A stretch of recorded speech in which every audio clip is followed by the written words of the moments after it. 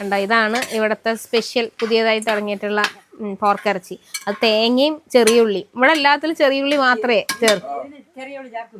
അപ്പൊ ഇതിലിടൂല. അതായത് ഉള്ളി ഒന്നും ചേരൂല. മറ്റേ ഇവിടുത്തെ നാടൻ കോഴിയിലും ബീഫിലും ഒക്കെ എല്ലാം സവാള അല്ല, ചെറിയ ഉള്ളി.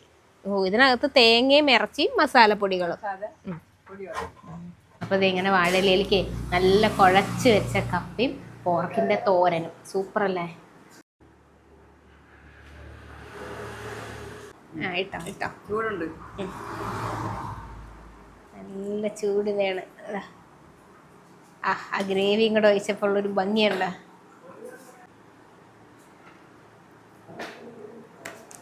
അപ്പം നമ്മുടെ ദോശയുടെ കൂടെ ചിക്കനാണ് കേട്ടോ മേടിച്ചത്.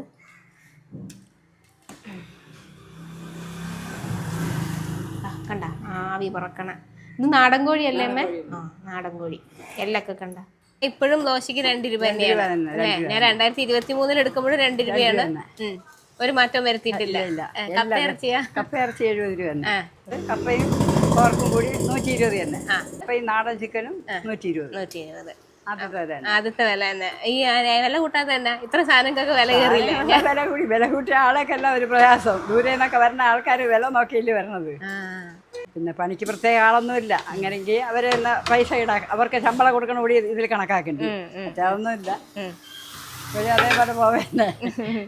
നമസ്കാരം, പുതിയൊരു വീഡിയോയിലേക്ക് എല്ലാവർക്കും സ്വാഗതം.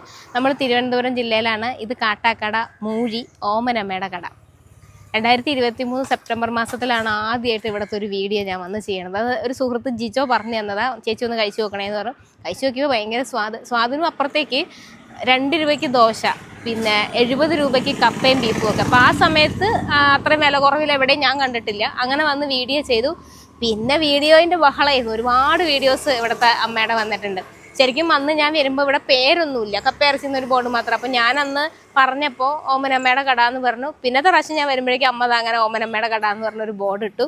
അപ്പോൾ അങ്ങനെ അതൊരു വലിയ സന്തോഷമാണ്. കാരണം നമ്മളൊരു തുടക്കം കുറിക്കുകയും പിന്നെ കേരളത്തിൻ്റെ അങ്ങോളം ഇങ്ങോളം, കാരണം തിരുവനന്തപുരത്തുകാർ മാത്രമൊന്നുമല്ല, പല നാട്ടിൽ നിന്നുള്ള വ്ളോഗേഴ്സ് ഇവിടെ വന്ന് വീഡിയോ ചെയ്യുകയും അമ്മ ഫേമസ് ആവുകയൊക്കെ ചെയ്തു. അപ്പോൾ അതൊരു വലിയ സന്തോഷമാണ്. അപ്പം ഇപ്പോഴും വർഷം ഇത്രയും കഴിഞ്ഞിട്ടും ഇപ്പോഴും 2 രൂപയ്ക്ക് ദോശയും 70 രൂപയ്ക്ക് കപ്പയിറച്ചിയൊക്കെയാണ് കൊടുക്കണം. അത് കൂടാതെ പുതിയൊരു വിഭവം കൂടെ തുടങ്ങി. അപ്പോൾ എൻ്റെ പിള്ളേർ, ഞാൻ പഠിപ്പിച്ച പിള്ളേരൊക്കെ ഇവിടെ വന്നിരുന്ന് ഭക്ഷണം കഴിക്കാൻ വരും കേട്ടോ ഇടയ്ക്കിടയ്ക്ക്. അപ്പം അങ്ങനെ കഴിഞ്ഞ ആഴ്ചയിൽ വന്ന ആളോട് അമ്മ അങ്ങനെ പറഞ്ഞു വിട്ടു, പിന്നെ പോർക്കും കൂടെ തുടങ്ങിയെന്ന് പറഞ്ഞു. അപ്പോൾ എന്നെ തിരക്കിയെന്നും പറഞ്ഞു. അപ്പോൾ ഞാൻ വിചാരിച്ചു എന്നാൽ പിന്നെ അതൊന്നൊരു വീഡിയോ ആക്കിയാലോ എന്ന് വിചാരിച്ച് ഇന്ന് രാവിലെ വന്നേ. ഞായറാഴ്ച മാത്രമേ ഉള്ളൂ പോർക്കിറച്ചിയും കൂടെ കിട്ടും. അപ്പോൾ ഇവിടുത്തെ വിശേഷങ്ങളാണ് പങ്കുവയ്ക്കുന്നത്. ഇങ്ങനത്തെ ത്രാസൊക്കെ ഇപ്പോൾ പല കടയിലും ഇല്ല അല്ലേ? ഇങ്ങനെ പഴയ സ്ഥലത്തൊക്കെ ചെല്ലുമ്പോൾ മാത്രമാണ്. മറ്റെല്ലായിടത്തും മറ്റേ സൈസ് ആയല്ലോ ഇലക്ട്രിക് ത്രാസൊക്കെ. ഇതിന് കറണ്ട് ഇല്ലെങ്കിലും കുഴപ്പമില്ല, എപ്പോൾ വേണമെങ്കിലും തൂക്കാം, എത്ര സാധനം വേണമെങ്കിലും കയറ്റി വെക്കാം. അപ്പം ഞാനാണ് വീഡിയോയിൽ ഓമനമ്മയുടെ കട എന്നൊരു പേരങ്ങിട്ടു. അപ്പം അത് കടയ്ക്ക് ഇപ്പോൾ ഒരു പേരായി. ഈ ബോർഡ് മാത്രമേ നമ്മൾ വരുമ്പോൾ അന്നുള്ളൂ.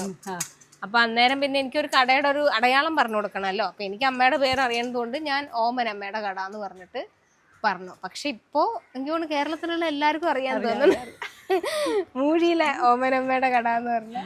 പിന്നത്തെ പ്രാവശ്യം ഞാൻ വരുമ്പോഴേക്കും ഈ ബോർഡായി. രണ്ടാമത്തെ പ്രാവശ്യം വന്നവര്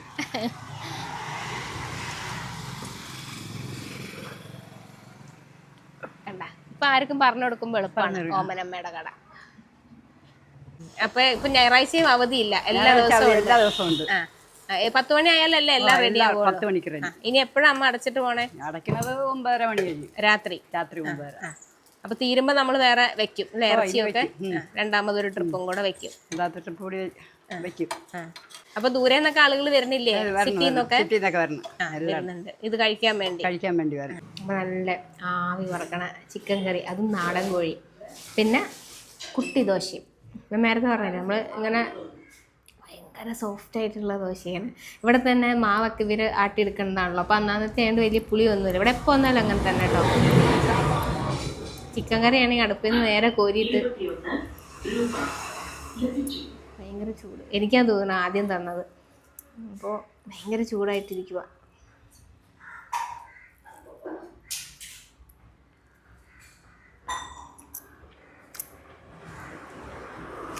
അതിനൊന്നും ഒരു മാറ്റവും അങ്ങനെ തന്നെ. ഇനി കുറച്ചും കൂടെ കഷ്ണത്തേലൊക്കെ ഒന്ന് പിടിക്കണം. കാരണം വെച്ചങ്ങ് ജസ്റ്റ് വാങ്ങിയല്ലേ ഉള്ളൂ. അതായത് കണ്ടോ, ഇത് ചിക്കൻ്റെ സ്കിന്നാണ്. അതായത് ശരിക്കും നമ്മൾ ബ്രോയിലർ കോഴിയൊക്കെ കടയിൽ ഡ്രസ്സ് ചെയ്യുമ്പോൾ അവരതിനെ മൊത്തത്തിൽ പൊളിച്ച് കളയും. ഈ സ്കിന്ന് ശരിക്കും നമ്മൾ കഴിക്കണമെന്നാണ് പറയണത്. ഇത് നാടൻ കോഴിയാണ്. അപ്പോൾ ഇവിടെ ഇങ്ങനെ തൂവലൊക്കെ പറിച്ച് കളഞ്ഞിട്ട് എടുക്കൂലേ, അങ്ങനെയാണ് ഇവിടെ ചെയ്യണത്. നമുക്ക് അത് പ്രത്യേക സ്വാദാണ് അത് കഴിക്കാൻ. കണ്ട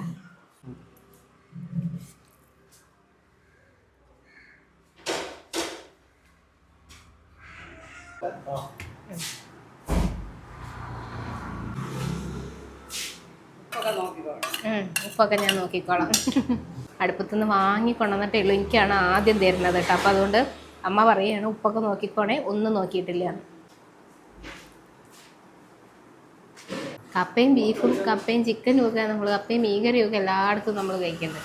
പക്ഷേ ഇതുപോലെ കപ്പയും പോർക്ക് ഞങ്ങൾക്ക് അങ്കമാലി സൈഡിലേക്ക് പോർക്ക് എന്ന് പറയുന്നത് അങ്ങനെ വലിയ വിശേഷപ്പെട്ട സാധനമല്ലല്ലോ, എല്ലായിടത്തും എപ്പോഴും കിട്ടുന്ന സാധനമല്ലേ. പക്ഷെ ഇവിടെ തിരുവനന്തപുരത്ത് വന്നിട്ട് അങ്ങനെ കപ്പയും പോർക്കും ഇതുപോലെ ഈ തേങ്ങയൊക്കെ ഇട്ടിട്ട് ഒരു തോരൻ പരുവത്തിന് അങ്ങനെ കഴിച്ചിട്ടില്ല.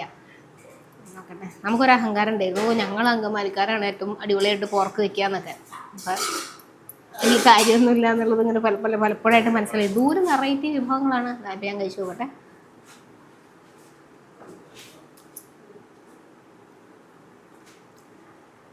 ഒന്നും പറയാനില്ല, അടിപൊളി, നല്ല സ്വാദായിട്ട്. ഈ കഷ്ണമൊന്നും വേണമെന്നില്ല, ഇതിൻ്റെ ഒരു ഗ്രേവി ഉണ്ട്, തേങ്ങയെല്ലാം കൂടെ ചേർത്ത് ഇങ്ങനെ. ആ ഒരു ഗ്രേവിക്ക് തന്നെ എന്തൊരു സ്വാദാണ് കണ്ട. പക്ഷേ ഇത് ഞായറാഴ്ച മാത്രമേ കിട്ടൂ കേട്ടോ. ബാക്കി ദിവസങ്ങളിൽ ബീഫ് ഉണ്ടാവും, ചിക്കൻ ഉണ്ടാവും. പോർക്ക് ഞായറാഴ്ച മാത്രമേ കിട്ടൂ. നമ്മൾ കഴിക്കണമെങ്കിൽ ഞായറാഴ്ച തന്നെ വരണം. ഇട്ടോ ചൂടുണ്ട്, നല്ല ചൂടിനെയാണ്. ആ ഗ്രേവിയും കൂടെ ഒഴിച്ചപ്പോൾ ഉള്ളൊരു ഭംഗിയുണ്ട്. അപ്പം ഇനിയിപ്പോൾ വീഡിയോ കണ്ടുവച്ചാൽ എല്ലാവരും കൂടെ കിടന്ന് പറയും അയ്യോ ഇത് മൊത്തം കഴിച്ചോ എന്നൊക്കെ ചോദിക്കും. ആദ്യം നമ്മൾ മേടിച്ചത് 3 ദോശയാണ്. കറിയുടെ ചാറ് ഇതാ പോകുന്നത്. അത് ഞങ്ങൾ 2 പേരും കൂടെ കഴിച്ചു. അത് കഴിഞ്ഞ് നമ്മൾ പന്നി മേടിച്ചു, അതും കഴിച്ചു. ഇപ്പോൾ ഇത് കഴിച്ചു. ഇതിപ്പോൾ കഴിക്കാൻ വേണ്ടി ശരിക്കും എനിക്ക് വയറ് നിറഞ്ഞുകൊണ്ടാണ്. അപ്പോൾ ഇനി പക്ഷെ കളയില്ല, നമ്മൾ 2 പേരും കൂടെ കുറേശ്ശേലും കഴിക്കും. അപ്പോൾ കുറേ പേരുടെ സംശയമാണ് എന്നിട്ട് ഇങ്ങനെ വണ്ണം വയ്ക്കണില്ലല്ലോ ഇങ്ങനെ കഴിച്ചിട്ടുണ്ടെന്നൊക്കെ പറഞ്ഞു. ശരിക്കും വണ്ണം ഇല്ലാത്തതിൻ്റെ നല്ല ഒരു കോംപ്ലക്സ് ഉള്ള ഒരാളാണ് ഞാൻ. അങ്ങനെ ഇപ്പോൾ കഴിഞ്ഞ ഇടയ്ക്കൊക്കെ 2-3 വീഡിയോൻ്റെ ഇടയിൽ കഴിച്ച് നിങ്ങൾ തടിച്ചു എന്നൊക്കെ പറഞ്ഞ് കുറേ പേര് കമൻ്റ് ഇടുന്നുണ്ട്. ശരിക്കും പറഞ്ഞാൽ ഒരു ഏപ്രിൽ മാസം മുതൽ ഞാൻ അതിൻ്റെ ഒരു പോസ്റ്റ് അന്നേരം ഇട്ടായിരുന്നു. ഏപ്രിൽ മാസം മുതൽ ഞാൻ ഒരു ജിമ്മിൽ ജോയിൻ ചെയ്ത് വർക്കൗട്ട് ചെയ്യുകയാണ്. കാരണം എനിക്ക് കുറച്ച് വെയിറ്റ് ഗെയിൻ ചെയ്യണം എന്നുള്ളതുകൊണ്ട്. അപ്പോൾ കുറേ പേര് ചോദിക്കും ഫോൺ പേ.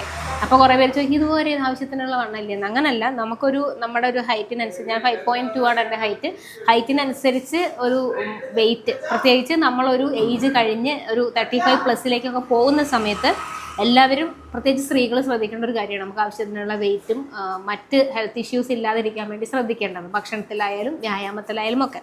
അപ്പോൾ ഞാൻ അത്തരം ശ്രദ്ധകളൊക്കെ തുടങ്ങിയ സമയത്താണ് എനിക്ക് തോന്നുന്നത് ഞാൻ അണ്ടർ വെയിറ്റ് ആണ്, 48-49 ഈ ഒരു റേഞ്ചിലാണ് നിൽക്കുന്നത്. വീഡിയോയിൽ കാണുമ്പോൾ ഒരു പക്ഷേ വലിയൊരാളെ നിങ്ങൾ കാണുന്നുണ്ടെങ്കിലും എൻ്റെ ബോഡി വെയിറ്റ് ഇതാണ്. അപ്പോൾ അത് ഭയങ്കര ലോ വെയിറ്റ് ആണ്, അത്രയും വെയിറ്റ് പോരാ ശരിക്കും. അതുകൊണ്ട് തന്നെ മനഃപൂർവ്വം തന്നെ ഭക്ഷണത്തിൻ്റെ ക്വാണ്ടിറ്റി കൂട്ടി വർക്കൗട്ടുകൾ ചെയ്ത് പ്രോട്ടീൻ ഫുഡ് കൊടുത്ത് ഞാൻ അങ്ങനെ എൻ്റെ വെയിറ്റ് കൂട്ടി വന്നുകൊണ്ടിരിക്കുകയാണ്. ഇപ്പോൾ ഞാൻ 55 കിലോ വരെ എത്തിയിട്ടുണ്ട്. ഇപ്പോൾ ഭയങ്കര ഹാപ്പിയാണ്. കാരണം എനിക്ക് എന്നെ തന്നെ കാണാൻ പറ്റും. ഈ കവളൊക്കെ അങ്ങ് മുട്ടി, കഴുത്തിലെ എല്ലൊക്കെ അങ്ങ് പൊന്തി ഒരുമാതിരി പട്ടിണി കോലം മാതിരിയാണ്. ഇപ്പോൾ പക്ഷേ കുറച്ചുകൂടി ഞാൻ കുറച്ച് കോൺഫിഡൻ്റ് ആണ്. ഒരു പക്ഷേ എല്ലാ കാലത്തും ഞാനിങ്ങനെ മെലിഞ്ഞ ഒരാളായിരുന്നുകൊണ്ടായിരിക്കാം വണ്ണമുള്ളവർ കുറയ്ക്കാൻ നോക്കുന്നു. അപ്പോൾ എനിക്ക് കുറച്ച് വണ്ണം വെച്ചിരിക്കണം തോന്നിയുകൊണ്ട് ഞാൻ ഇപ്പോൾ എൻ്റെ ഒരു ഹെൽത്തി വെയിറ്റിലാണ് പോയിക്കൊണ്ടിരിക്കുന്നത്. ഇപ്പോഴും ഞാൻ വർക്കൗട്ട് ചെയ്യുന്നുണ്ട്. ഇതെന്തിനാ പറഞ്ഞതെന്ന് വെച്ചാൽ സത്യം പറഞ്ഞാൽ ഇതൊന്നും ഒരു നല്ല കൺസേൺ ഒന്നുമല്ല, അയാളുടെ എന്നെ ആരോഗ്യകാര്യത്തിലുള്ള കൺസേൺ ഒന്നുമല്ല. ചുമ്മാ ഒരു കുത്തല്, എന്തെങ്കിലും പോകണമായിരിക്കും നീ വണ്ണം വെച്ചോളാം, കോൺഫിഡൻസ് ഒന്ന് കുറച്ചേക്കാം എന്നൊക്കെ വിചാരിച്ച് കമൻറ്റ് ഇടുന്നവർക്കുള്ള മറുപടിയാണ്. ഞാൻ കഷ്ടപ്പെട്ട് പാടുപെട്ട് വണ്ണം വെപ്പിക്കുന്നതാണ്. ഇനി നമുക്ക് ഇവിടേക്ക് വരാം. നോക്കി ബീഫിൻ്റെ ആ ഗ്രേവിയിലിട്ട് ചൂട്. കപ്പ എന്നും ഒരു വീക്ക്നെസ്സാണ്. കപ്പയുടെ കൂടെ എന്ത് തന്നാലും എനിക്ക് പോകും.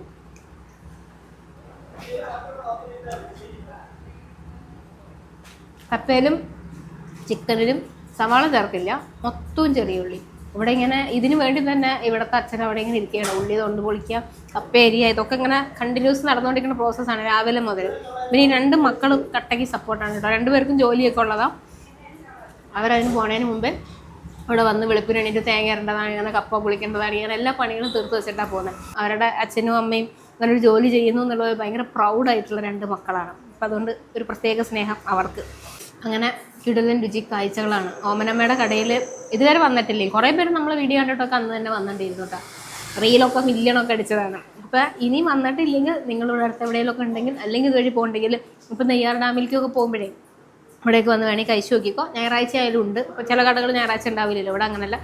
ഞായറാഴ്ച വരുവാണെങ്കിൽ പോർക്ക് അതൊരു മസ്റ്റ് ട്രൈ എന്നൊക്കെ പറയാം. അത്രയ്ക്ക് സ്വാദാണ് കേട്ടോ. ചിക്കനും പിന്നെ ബീഫും ഒക്കെ കൊള്ളാം. പക്ഷെ അത് ഞാൻ 3-4 വട്ടം വന്ന് കഴിച്ചിട്ടുള്ളത്. അപ്പോൾ എനിക്ക് അതുകൊണ്ട് അതിനകത്ത് എനിക്ക് അത്ര പുതുമയില്ല. ഞാൻ ഇടയ്ക്കിടയ്ക്ക് വരുന്നൊരു സ്ഥലം. പക്ഷേ പോർക്ക് അസാധ്യ ഒരു സ്വാദാണ്. അതും ഇവർ ഈ പഴയ ആളുകൾക്ക് അവരുടേതായിട്ടുള്ള പഴയ ചിട്ട അത്തരം രീതികളൊക്കെ ഉണ്ട്.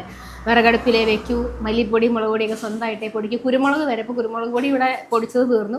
പെട്ടെന്ന് വേഗം കുറേ കുരുമുളക് എടുത്ത് പൊടിച്ച് അങ്ങനെ ഒരു പാക്കറ്റ് കടയിലെല്ലാം ഉണ്ട്, പാക്കറ്റ് ഇവരുടെ കടയിൽ. പക്ഷേ ആ പാക്കറ്റ് എടുത്ത് ഇടാമെന്നുള്ളതല്ല, എല്ലാം അങ്ങനെ തന്നെ ഇട്ടാലേ ഈ സ്വാദ് വരും. അതുകൊണ്ട് തന്നെ ഒട്ടും വയ്യാണ്ടായാലും ഒരു പണിക്കാരെ പോലും വയ്ക്കാത്തത് അതുകൊണ്ടാണ് ഈ ഒരു സ്വാദ് കിട്ടില്ല എന്ന് പറഞ്ഞിട്ട്.